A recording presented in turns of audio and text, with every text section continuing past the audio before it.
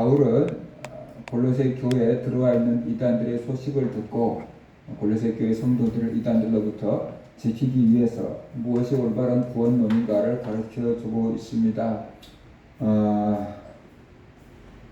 유대인들이 골로새 교회에 들어와 가지고 예수만 믿는 것 갖고는 부족하고 할례를 받아야지 구원을 받을 수 있다라고 이렇게 가르친 거지요. 유대인들 입장에서는 할례가 그만큼 중요한 것으로 여겨졌기 때문에 그렇습니다. 왜 유대인들 입장에서는 할례를 그렇게 중요하게 여겼을까요? 하나님께서 이스라엘 백성들에게 할례를 행하라 라고 말씀을 하셨어요. 하나님이 아브라함과 언약을 맺으면서 그 언약의 표징으로 할례를 행하라 라고 말씀을 하십니다. 창세기 17장 9절부터 14절을 보면은 하나님께서 할례를 행하라는 명령을 이렇게 하고 계셔요. 하나님이 또 아브라함에게 이르시되 그런즉 너는 내 언약을 지키고 네 후손도 대대로 지키라. 너희 중 남자는 다 할례를 받으라. 이것이 나와 너희와 너희 후손 사이에 지킬 내 언약이니라. 너희는 포피를 베어라. 이것이 나와 너희 사이에 언약의 표징이니라. 너희의 대대로 모든 남자는 집에서 난 자나 또는 너희 자손이 아니라 이방 사람에게서 돈으로 산 자를 막론하고 난 지 8일 만에 할례를 받을 것이라. 너희 집에서 난 자든지 너희 돈으로 산 자든지 할례를 받아야 하리니 이에 내 언약이 너희 살에 있어 영원한 언약이 되려니와 할례를 받지 아니한 남자 곧 그 포피를 베지 아니하는 자는 백성 중에서 끊어지리니 그가 내 언약을 배반하였음이니라 라고 말하고 있습니다. 그러니까 하나님이 이스라엘 남자들은 다 할례를 받으라. 이것이 나와 너희 후손 사이에 지킬 언약이다 라고 말씀을 하셨어요. 그리고 모든 남자는 난 지 8일 만에 할례를 받으라. 할례를 받지 않으면 백성 중에서 끊어지리라 라고 말씀하셨습니다. 그러니까는 이게 죽고 사는 문제였던 것이죠. 그만큼 이스라엘 백성들에게 할례는 중요했던 것이고 할례는 자기들이 하나님의 백성이라는 표징이었던 겁니다. 그러니까 이스라엘 백성들은 육체 할례 받은 것을 굉장히 자랑스럽게 생각을 했던 거고 예수를 믿는 성도들을 바라보고 너희들도 할례를 받아 그래야지 하나님의 백성인 표를 받게 되는 거야. 뭐 이렇게 지금 얘기를 했다라고 볼 수가 있어요.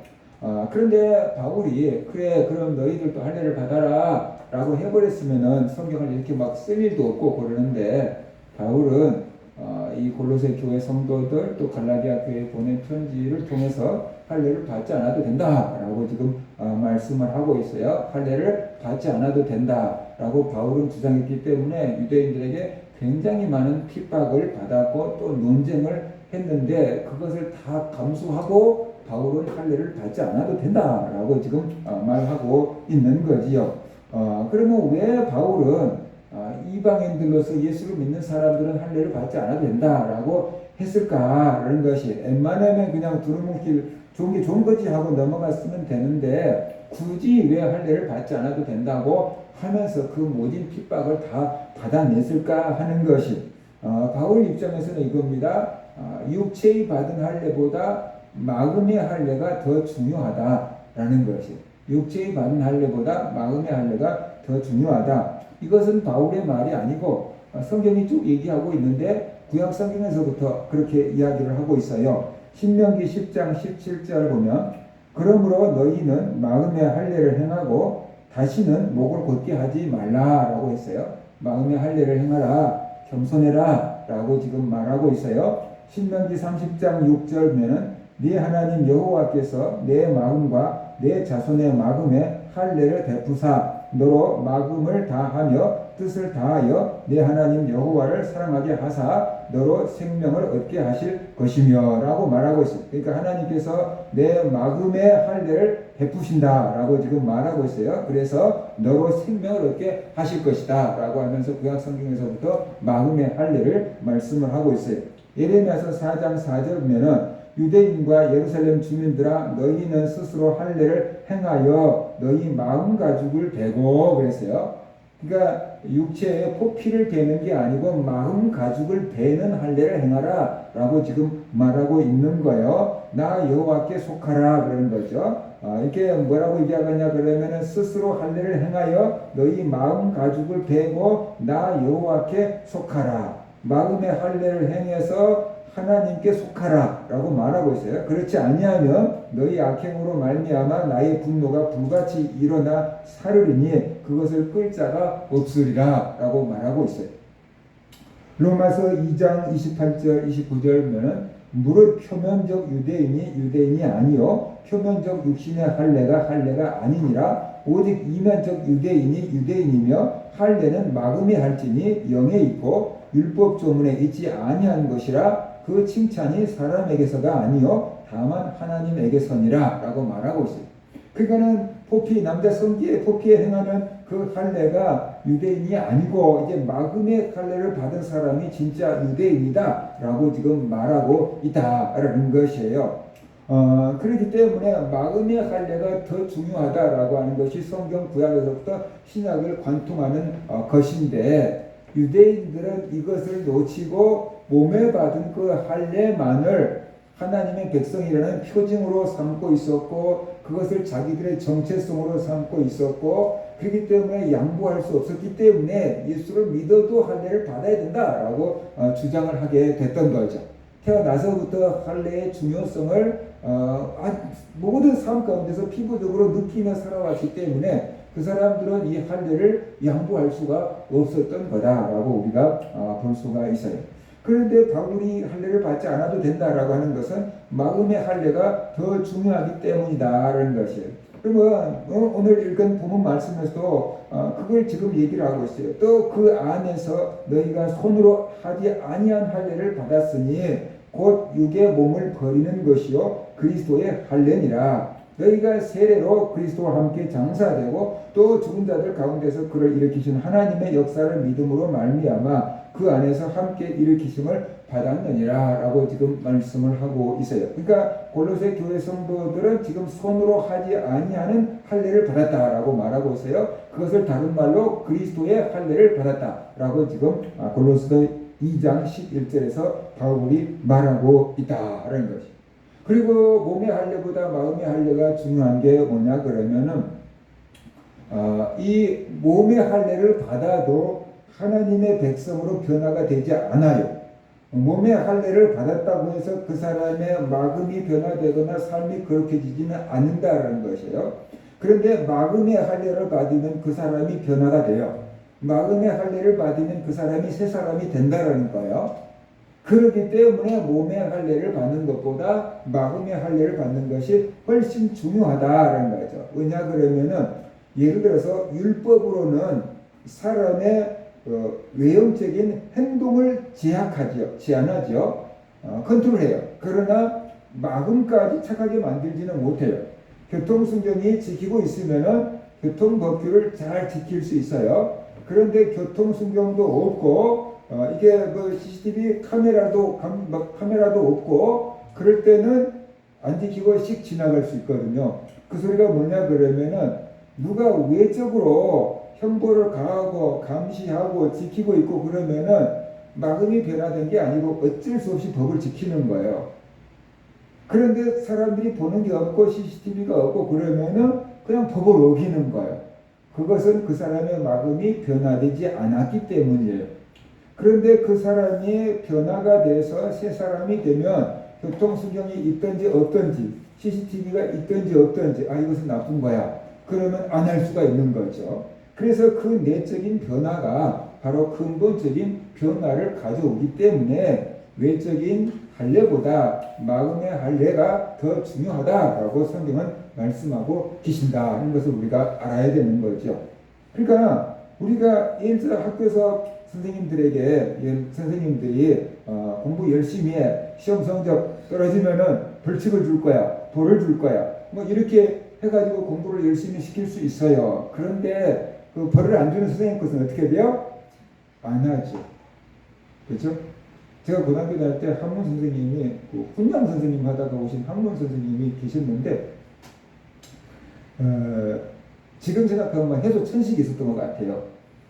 기침을 콜록콜록 수업 시간에 또 막 해요. 그리고 막 계속 물 먹어야 되고 막 그래요. 그러니까 우리가 볼 때는 그 그때 나이에 뭐 해독천식이 뭔지 알아요? 폐병을 했나? 그 생각을 하죠. 그 무섭죠. 그런데 그 선생님이 한문을 가르치고 시험을 봐고 못 보면은 때리는데 이상하게 때려요. 그 밑에 입술을 이렇게 쭉 접어뜨려 놓고 요걸로 이렇게 툭 쳐버려요.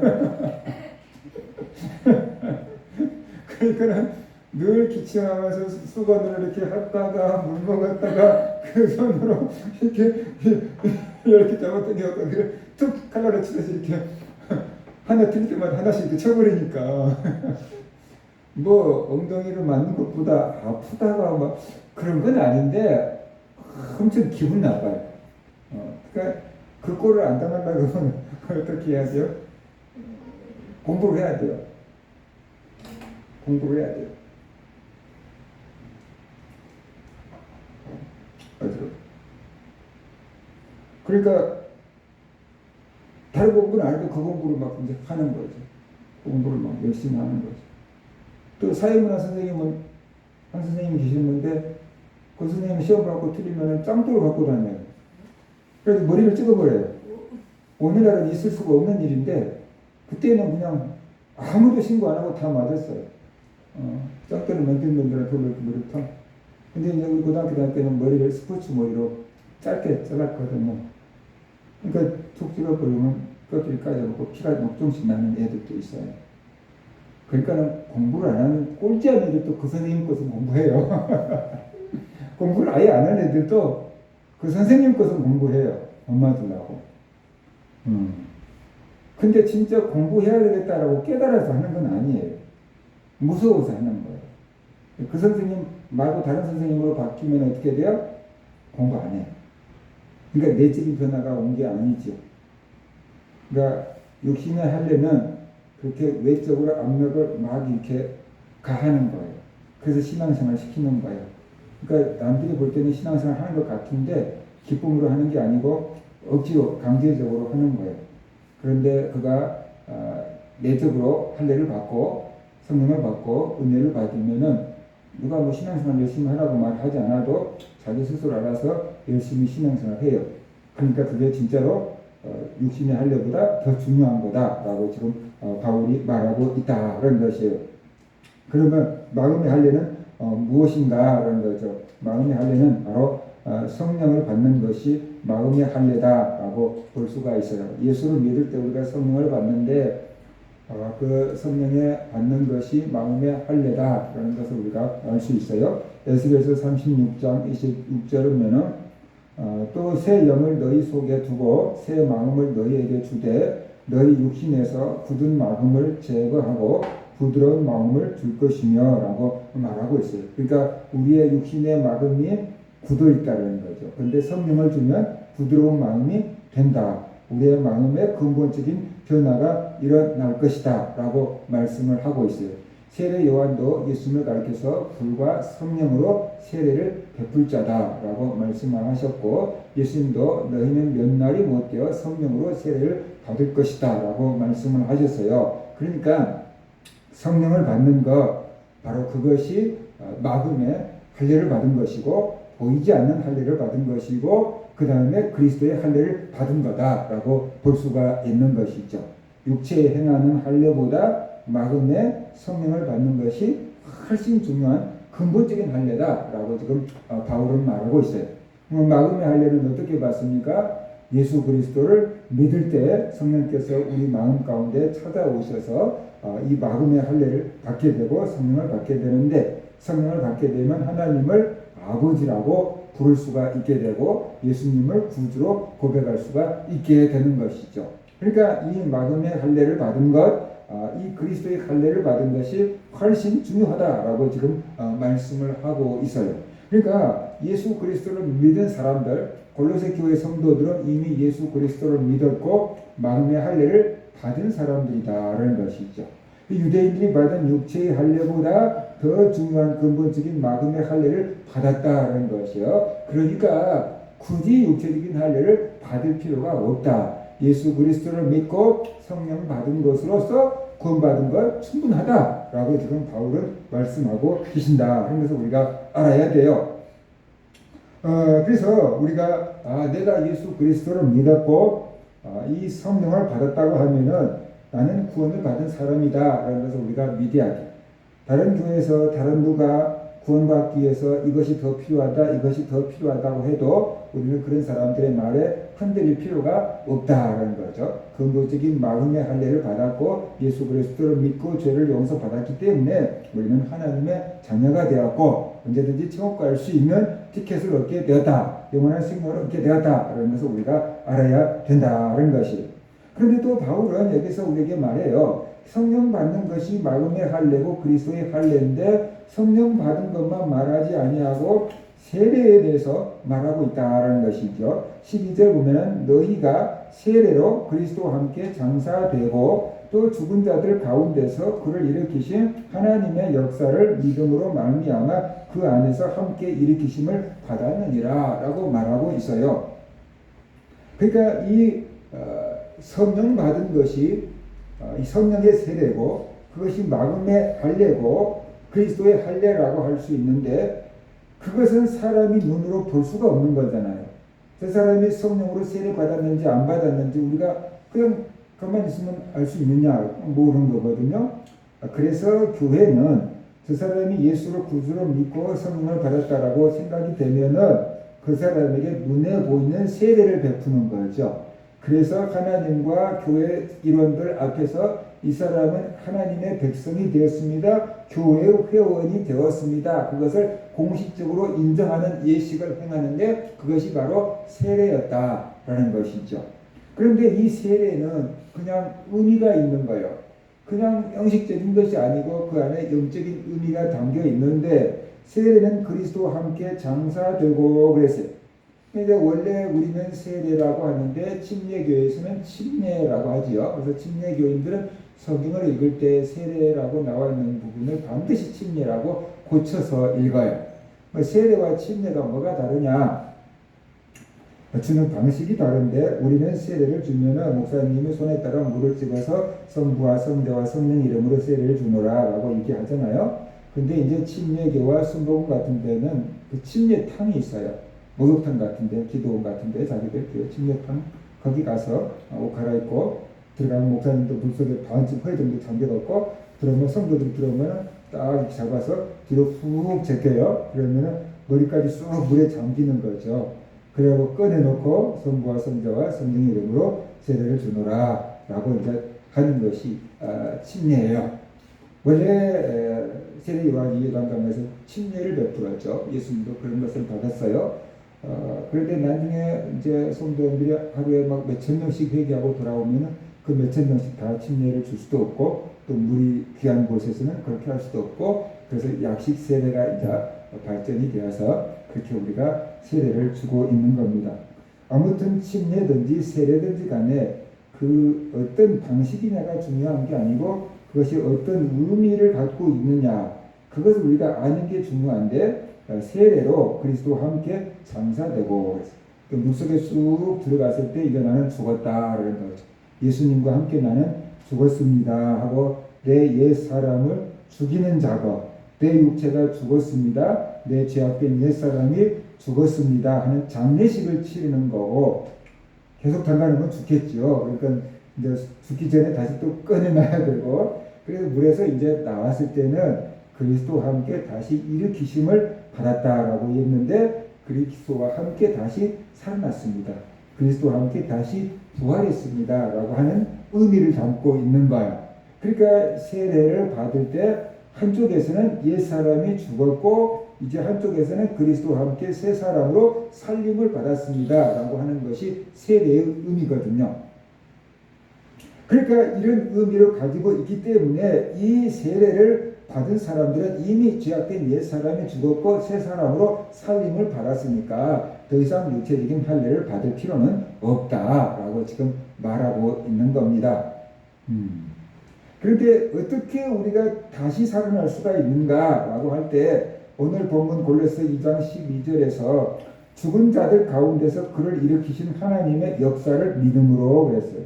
다시 말해서 예수 그리스도를 살리신 분이 하나님인데 하나님이 예수 그리스도를 살리셨다는, 예수님이 부활하셨다는 것을 믿음으로 말미암아서 우리도 다시 살아나게 되었다라고 지금 말하고 있어요. 그래서 예수 그리스도의 죽으심과 부활을 믿을 때 구원을 얻는다라고 로마서에서 말씀을 하고 있잖아요. 그래서 예수 그리스도를 살리신 하나님의 역사를 믿음으로 우리가 그 안에서 함께 일으키심을 받았다라고 말하고 있어요.